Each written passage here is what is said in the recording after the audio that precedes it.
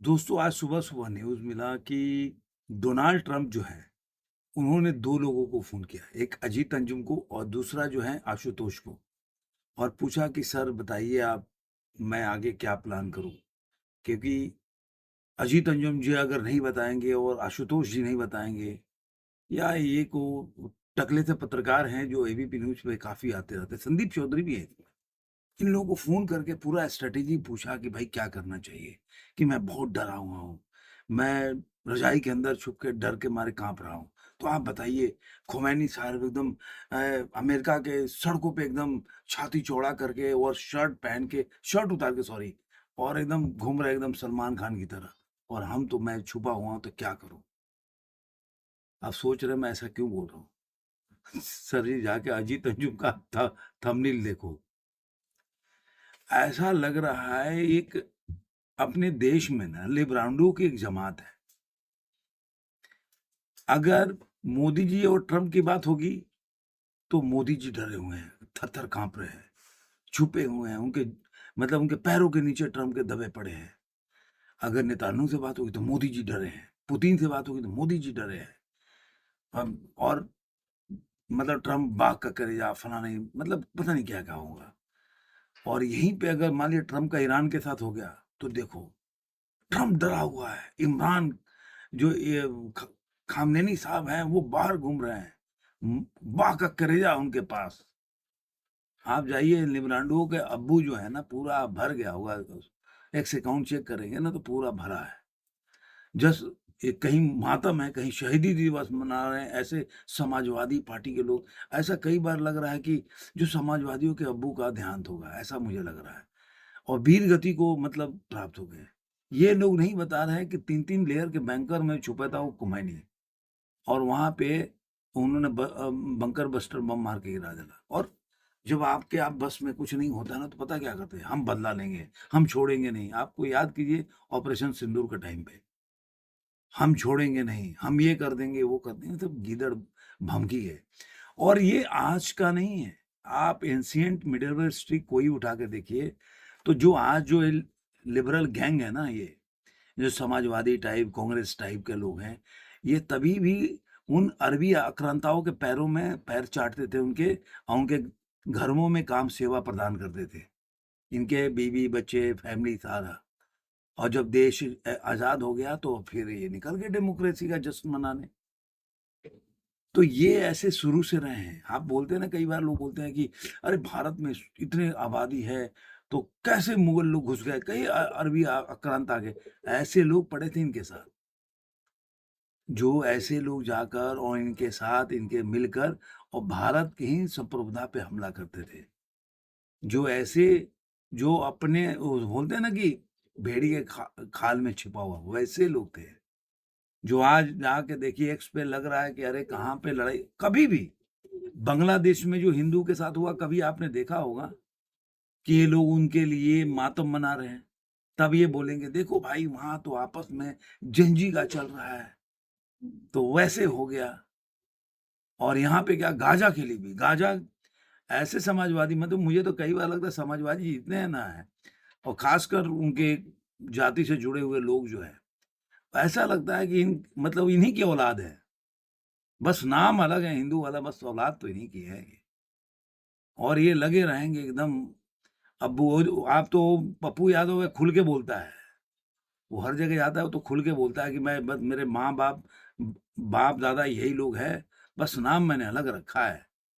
और ऐसे बोलिए डेमोक्रेसी में तो इनसे ज़्यादा शेर कोई नहीं है। और इतिहास उठाएँगे तो साले कहीं भी नहीं दिखेंगे इनके नाम के। हाँ, कल को मैं मान लीजिए कुछ लिखता हूँ ना और कुछ मैं करके जाऊँगा तो मेरे लिए लड़ जाएँगे, नहीं ये मेरे मेरे कम्युनिटी से बिलॉन्ग करते थे। ये ज़रूर कर सकते हैं। तो ये इनका आप कहने जाएँगे ना तो इनका ऐसे ही इतिहास भूगोल रहा है। अब सवाल ये उठता है कि मतलब अगर खामनेई साहब मतलब इतना ज़्यादा बाघ का कलेजा था तो बंकर में क्यों छुपना था?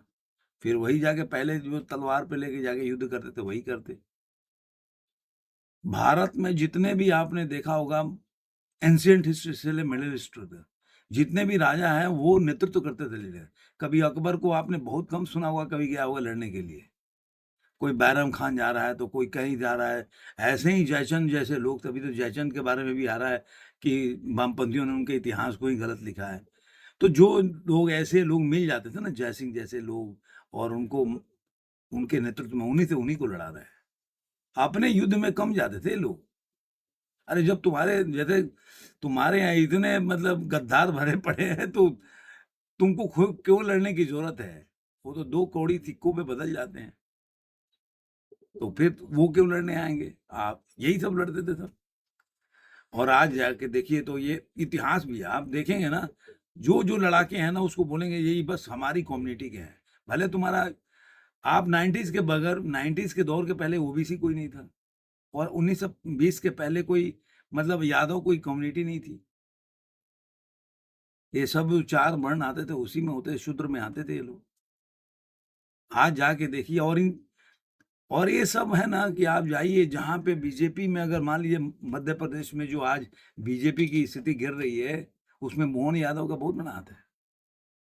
ये किसी भी पार्टी में रहेंगे ना तो वो अपना एजेंडा नहीं थोपेंगे, क्योंकि दिमाग मानसिकता वैसे ही रही है। तो अब ये हुआ कि खोमनेई साहब तो मतलब अभी तक का जो न्यूज़ है वो तो चले गए। वो मतलब इनके हिसाब से शहीद हो गए, ये खुद भी शहीद, मैं तो वीरगति बोलता हूँ, ये लोग शहीद हो गए। तो वो तो शहीद ही हुआ होगा बंदा। मतलब मेरा सैनिक अगर युद्ध अगर अपने बैटलफील्ड में अपना जान गंवाएंगे तो वीरगति ही बोलूंगा उसको, पता नहीं ये लोग शहीद क्यों बोलते हैं। तो वो तो चले गए। अब सवाल ये उठता है कि कई देखा मैं अब टीवी डिबेट के ऊपर कि अरे यार लोग, अरे यार ट्रम्प बड़ा परेशान हो जाएगा, ट्रम्प की ये होगी। अरे घंटा कुछ नहीं फर्क पड़ेगा। इतनी लंबी चौड़ी और इतनी बड़ी इकोनॉमी है। आप सोचो, ईरान को सोचो। अब वो देखो अपने आदमियों पे, अपने साथ मुल्के जो है इस्लामिक कंट्री है उनके ऊपर बम गिरा रहा है। और आप बोलेगा कि नहीं, मतलब कि आप देखिए वो अ, जो बोलते हैं कि वो कई लोग दुबई में फोटो आए, कई लोग दुबई भी शिफ्ट हो रहे थे, लिबरांडो लोग बोले अरे यार बहुत बड़ा सिटी है, दुबई से सीखो, दुबई से सीखो। अभी दुबई नहीं जा रहे हो लोग। अच्छा, ये एक और चीज है कि कई इस्लामिक मानने वाले लोग हैं कि बैठ के यहाँ पे झंडा बुलंद कर रहे हैं। अरे यहाँ लड़ाई छिड़ी है, वहां पे जाओ, तुम्हारे जरूरत है वहां पे जाके ईरान के साथ लड़ने के लिए। कंधे यहाँ प्रोटेस्ट करके क्या उखाड़ लोगे यार? यहाँ क्या ही होने वाला है? यहाँ थोड़े ना युद्ध हो रहा है भाई। और यहाँ कौन सा युद्ध हो रहा है? यहाँ पे तो आप बेवकूफ बना रहे हो फिर वो लोग बेचारे जो वहाँ पे, आप देखो ईरान में लोग लड़ने के लिए तैयार हैं, और आप यहाँ पे बैठ के झोला टांग के उनको सपोर्ट करोगे। बाघ का कलेजा बना के किसी को आगे बढ़ा दीजिए। तो बच्चे गाँव में होते हैं ना, हाँ बाबू तू बड़ा बहादुर है, चल चल चल आगे चल। तो वैसे मत करो ना, आप भी जाओ उनके साथ, लड़ो उनके साथ। वो लोग बेचारे लड़ने के लिए देखो कितना बड़ा तादाद में लोग जमा हुए हैं, तो वहाँ पे जाना चाहिए। जितने लोग भी शुभचिंतक हैं वो लोग जाना चाहिए। मैं इस तरह का क्यों बोल रहा हूँ ज़्यादा, मतलब एक तरह से बढ़ा-चढ़ा के, क्योंकि भाई देश दूसरे देश में लड़ाई चल रही है, उसको आकलन करो, उसके बारे में बताओ कि भाई चलो अमेरिका, देखो कोई भी पावरफुल आदमी होता है, बिज़नेस की वजह से ही सब चीज़ चलते हैं। और लगता है कि अरे यार मुझसे आने वाले दिनों में मेरे को किसी तरह से भी खतरा हो सकता है, चाहे इकोनॉमिकल खतरा हो या किसी तरह का भी खतरा हो। मान लीजिए कि वहाँ पे जो स्टेट ऑफ हुर्मुज़ है, वहाँ पे अगर मान लीजिए अगर वहाँ से सारे ऑयल निकलते हैं, क्रूड ऑयल, और वहाँ पे अगर मान लो कि अगर वो चोक अप कर दिया, तो अगर पूरे वर्ल्ड में अगर तेल नहीं पहुँच पाएगा तो क्या स्थिति होगी? तो ये सब चीज़ों से अगर मान लो कि अगर ईरान पे हो जाए, और अमेरिका को लग रहा है कि इन फ्यूचर उनकी जो डोमिनेंस है पूरे वर्ल्ड में, वो खत्म हो सकती है, वहाँ पे अफरा-तफरी फैल सकती है। तो ये सब की लड़ाई चलती है कि अरे भाई आप ये मत बनाओ। उनको लगता है कि भाई आने वाले दिनों में ये कुछ कर सकते हैं, उँगली कर सकते हैं हमारे को, कहीं कब्ज़ा कर सकते हैं कि देखिए है चाइना से उनको थ्रेट, कि चाइना ज़्यादा कहाँ चाइना? लोग बोलते हैं चाइना ये कर देगा, होगा, चुपचाप बैठा है। ये एक बहुत बड़ा शब्द है। ये सब वॉर ठीक नहीं है आज के टाइम में, ये सब वॉर से अच्छा ये देखिए, समस्या देखिए, ये रसिया भी कह रहा है जो वॉर ठीक नहीं है। आप देखिए विडंबना देखिए, जो युद्ध कर रहा है वो दूसरे के युद्ध को बोल रहा है यार शांति का पहल करना चाहिए, शांति ही सबसे अच्छा मार्ग है। मोदी जी भी ऐसे ही डायलॉग बोल देते हैं कि शांति का पहल करना चाहिए, शांति से सब हल निकल सकता है। और वैसे ही आप देखेंगे सारे लोग का यही रटा-रटाया डायलॉग होता है तोते की तरह। जितने भी वर्ल्ड का वो चुपचाप बैठ के अपना मज़े ले रहा है, भाई कुछ तो बोलना है। भाई चाहे सपोर्ट में बोलो, चाहे तो आप न्यूट्रल रहना तो ये बोल दो शांति का, भई शांति का रास्ता भेज रहा है। वो पुतिन साहब भी यही बोल रहे हैं, वो चाइना भी यही बोलेगा, लेकिन करेगा कोई किसी को हेल्प नहीं करेगा। ये सब ऐसे ही चलता रहेगा। और इधर जितने भी ये पत्तलकार है सब लगे पड़े हैं। वो उड़ा दिया है, ईरान ने फाड़ के रख दिया, ईरान ने अरे भाई उसके फाड़ने के चक्कर में उसकी फट गई कितनी। आज देखो पूरा मतलब आज के टाइम में तेहरान का वो अभी तो बोल रहे हैं इज़राइल वाले कि तेहरान के भाई स्कूल पे हम उस स्कूल में कहीं आ रहा है न्यूज़ कि 60 बच्चे मर गए। इस चक्कर में आप सोचो कि युद्ध के चक्कर में आप लोग चढ़ा-चढ़ा के आप जैसे वहाँ पे यहाँ से तो आवाज़ आपकी जाती नहीं होगी। लेकिन वहाँ भी ऐसे लोग तो हैं पत्रकार, ऐसे लोग उसके टीम में भी होंगे खामनेनी के, यार बोलते अरे आप झुक सकते हो? नहीं। और इसमें देखो आप क्या हो रहा है। आम पब्लिक, आम जनता इसमें पिस रही है। और बाद में क्या करोगे आप? कुवैत, सीरिया अपने लोगों पे अमेरिकन बेस के चक्कर में आप बम फोड़ोगे, वहाँ पे लोग वहाँ के लोग अगल-बगल में इधर मिसगाइड हो गया तो कितने लोग मर जाएँगे। और उसमें देखो आप इसके लिए नहीं बोलोगे कि कोई आके विरोध नहीं करेगा कि भाई उसने बुर्ज खलीफा के या जो वो बनाया था उन्होंने टावर उसके बगल में क्यों छोड़ दिया, जहाँ बड़े-बड़े स्टार रहते हैं। अपने यहाँ के लोग को ये दुबई बड़ा सही लगता है ना, ये स्टार लोग जाके रहते हैं, बड़ा गर्व से फ्लॉन्ट करते हैं कि अरे भाई मैं तो दुबई में रहता हूँ, दुबई। तो वहाँ जो रहते हैं वो लोग, अब वो लोग जो वहाँ रहते हैं, तो वो लोग जो बोलते थे कि यही तो आज दुबई की क्या हालत है। तो जो लोग जो ऐसे बोले तो दुबई भी जाना चाहिए, दुबई रहना चाहिए। तो मेरा ये मानना है कि भाई आप जितना इंडिया में पत्तलकारी कर रहे हो ना, लोग जानते हैं। और कुछ चिरकुट टाइप लोग हैं जो आप लोगों को मिलियन में व्यू भी कराते हैं। उनको लगता है कि नहीं, हमारे बारे में बोल रहा है ना, जैसे एक लड़का फेल्योर हो, मान लीजिए कि स्कूल में फेल हो रहा हो और पड़ोस का बंदा ना आपसे कोई मज़े लेना हो, आपके घर से सामान लेके आना हो, मान लो कि वो आपके घर में कोई काम करने वाला नहीं है, वो उसको हर सामान पड़ोसी को मंगवाना होता है, तो बगल में पड़ोसी का लड़का ढूंढ देते हैं, कह रहे तुम्हारे घर वाले ना तुमको सही नहीं रखते, तुम्हारे जैसे तेज आदमी। बाबू लेके आ तो जाकर दुकान पे दौड़ के आधा किलो दूध लेके आ तो, फिर अरे 2 पैकेट दूध बिस्किट लेके उठा ला, अरे वहां से पान जाला लेके आ तो। हम बोले तुम्हारे घर में तुम्हारी पूछ नहीं है, इतना इंटेलिजेंट आदमी, तुम कुछ कर सकते, तुम पढ़ाई के लिए थोड़े ना बने हो, तुम्हारे में इंजीनियरिंग का कुछ नॉलेज है, तुम कुछ कर सकते हो ऐसा। तो ऐसे लोग फ़ायदा उठाते हैं और वो बच्चा अपनी ज़िंदगी बर्बाद कर रहा है।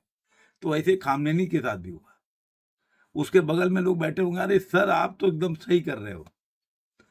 अरे आप देखो जीवन भर जितने भी साइंटिस्ट आपको मिलेंगे, ज़्यादातर आपको इज़राइली मिलेंगे और जिन्होंने डिफेंस पे पूरे दुनिया में बेच रहे सामान हथियार, वो अमेरिका है, इज़राइल है। आप क्या ही कर लोगे उनका? आपने तो जीवन भर सबको पढ़ने दिया नहीं, रिसर्च करने दिया नहीं। हर चीज़ आपको बाहर से कहीं से साइंटिस्ट भी लेके आना है, कहीं से आपको कुछ भी लेके आना है और अपने जगह ये ठाकर, तो वो आप क्या जानते हो कि जो साइंटिस्ट आ रहा है वो बाहर आपको नहीं बताएगा।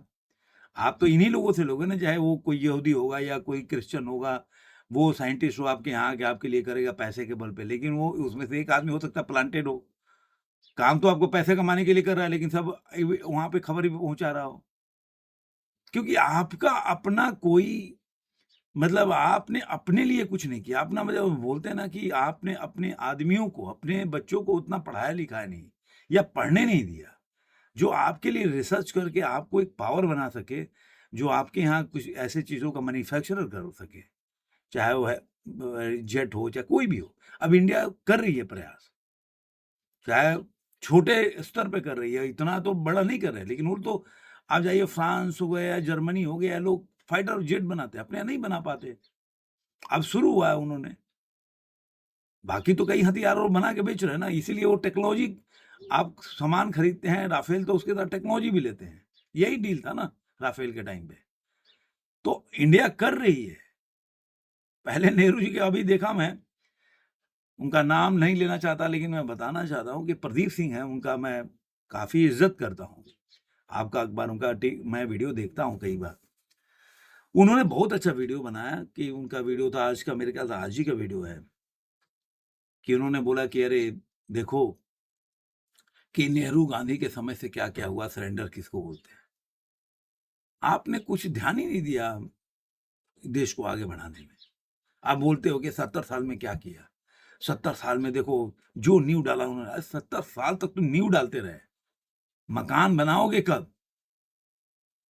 हमने नींव डाला, अरे 70 साल। आप बोलो कि मैं 50,000 एक घर बनाने बंदा जा रहा है। बोलेगा मैं 10 साल तक उसका नींव डालता रहा हूँ। एक बंदा आया और 6 महीने साल भर में घर बना दिया। आप बोलोगे नहीं नींव तो हमने बनाया था, 50 साल लगे नींव बनाने में। अब 1 घंटा यार तुम नींव बनाने बनाने में अगर 50 साल लगाओगे तो कैसे चलेगा भाई? घर कैसे बनेगा? मतलब आप 50 साल नींव बनाने में ही लग गए और वो नींव में भी कमीशन खा रहे हो। क्योंकि क्या होता है ना कि जब हमें कमीशन खाना होता है ना, तो सामान को बनने नहीं देना कि समस्या बन जाएगी तो कैसे होगा? जैसे मान लीजिए लोग बोलते थे, मैंने एक वीडियो भी बनाया था कि बता रहे यार मोदी जी बोल रहे थे कि अब इसको क्या करेंगे? ये जैसे कि मैं कई राष्ट्रवादी लोग हैं, वो लोग भी यूजीसी के मामले में विरोध कर रहे हैं। मैं भी विरोध करता हूँ यूजीसी के मामले में। लेकिन अब ये बोले कि मोदी जी कुछ किए ही नहीं।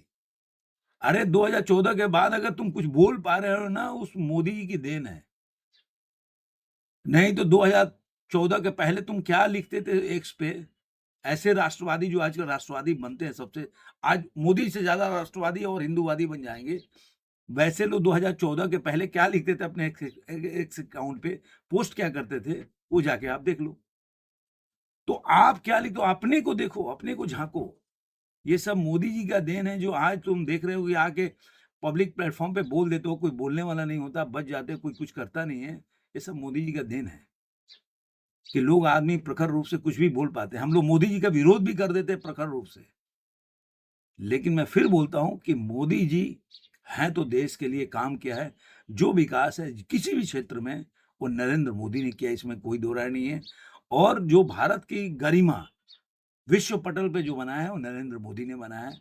नहीं तो आप जाएँगे नेहरू जी की कहानी, अगर आप तो एक कहानी लेके बढ़ गए एस्ट्रिन फाइल, उसमें तो 5 बार तो राहुल गांधी का नाम है। लेकिन चूँकि अब वो तो गटर छाप की तरह वो गटर में उतर के बात करते, तो क्या ही बोल सकते हो उसके लिए। आप अपने नहीं देखते हो। अभी से ये नरवणे नरवणे के किताब को लेकर नारवाने नारबाने बोलते थे। वो सही बोले अजय आलोक ने कि पहले हिंदी बोलना तो सीख लो। तो ज आप जब वो किताब निकाले तो उन्होंने आप एक किताब निकालो तो सही है। अरे ज़बरदस्त, ये भी एक अलग कहानी है कि आप अगर कोई किताब निकाल दिए तो सही है। अगर दूसरे ने कोई किताब निकालना शायद शुरू किया तो अरे यार ये गलत कर रहा है भाई, तो पुरखों के साथ अपमान हो रहा है। अरे ये कैसे हो सकती, ये कौन-सा लॉजिक है? ये मान लो, जो आप कहीं भी कोई बदला होता है, जैसे आप देखिए ईरान बदला लेगा। अरे भाई हमेशा आप अटैक कर दोगे, कोई आदमी चला गया, हताहत हो गया, तो अब आप कोई बदला, आप बदला लेने का अधिकार है। दूसरा कोई बोलेगा मैं बदला लूँगा तो। आपने इतने मंदिर तोड़ दिए, अब कोई ठीक है, अब आप उस मंदिर का बदला लेना चाहता है तो। आपने गोधरा में कुछ कर दिया, गोधरा का बदला लेना चाहता है तो। मतलब आप कर सकते हो, लेकिन आपके खिलाफ कोई बदला नहीं ले सकता। अगर आपके खिलाफ कोई कर दे, तो आप बदला लेने का अधिकार है। ये मतलब डबल स्टैंडर्ड। और मैं बोलता हूँ ना कि हमेशा से प्राचीन से मिला के रखें, आप दुश्मनों से ज़्यादा अपने अपने आस्तीन में छुपे हुए गद्दारों की पहचान करना ज़रूरी है, युद्ध में जाने से पहले। क्योंकि दुश्मन जितना नुकसान नहीं पहुँचाएगा ना, ऐसे गद्दार जो वीडियो दिन भर बनाते हैं, दिन भर ऐसे जगह पोस्ट डालते हैं, जो बांग्लादेश में हिंदुओं के लिए नहीं लिख सकते, लेकिन उनके ऐसा खामनेई मर गया, जैसे कि उनके पिताजी थे, अब्बूजान थे, उनका देहांत हो गया और उसके लिए वो मातम मना रहे हैं। मनाने दो जिसके ईरान वाले होंगे उनके। लेकिन अगर तुम मानो, तुम अगर संस्कार अपनी संस्कृति, हिंदू संस्कृति को मानते हो, तो तुम्हें बांग्लादेश में हिंदुओं के लिए रोना चाहिए। तुम्हें कश्मीर में जो पंडित चले गए उनके लिए रोना चाहिए। भाई कई लोग आए कि अरे यार ब्राह्मण का अपमान हो गया, अभी मुक्तेश्वरन को गाली दिया। मैं क्षत्रियों में बोलूँ कि तुम कैसे बोल सकते हो कि भाई योगी आदित्यनाथ जो हुमायूँ की औलाद है, औरंगज़ेब की औलाद है, क्षत्रियों का अपमान नहीं है? ये कौन-सा लॉजिक है भाई? अपने हिसाब से आप नैरेटिव चलाओगे तो आज के टाइम में चलने वाला नहीं है। उम्मीद करता हूँ ये वीडियो आप लोगों को अच्छा लगा हो तो शेयर कीजिए, कमेंट कीजिए और ऐसे ही देखते रहिए। धन्यवाद।